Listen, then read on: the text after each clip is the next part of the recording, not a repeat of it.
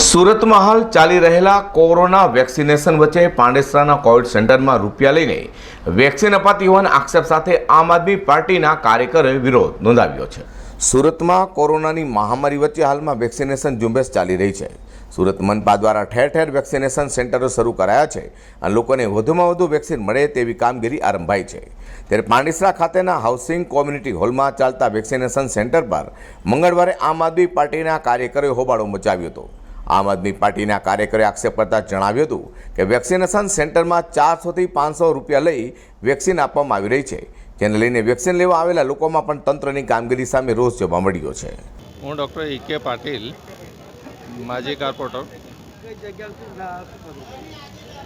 આજે અમે આ ગુજરાત હાઉસિંગ બોર્ડ પાંડેસરાના કોમ્યુનિટી હોલમાં આવ્યા છીએ।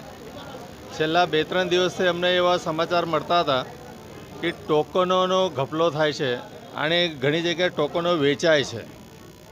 હવે એ ખબર પડતા અમે ગઈકાલે જ નક્કી કર્યું કે ભાઈ આ જે જગ્યાએ વેક્સિનેશન ચાલુ છે એ સેન્ટર પર જઈને જાતે પરીક્ષણ કરવું અને ઊભા રહેવું।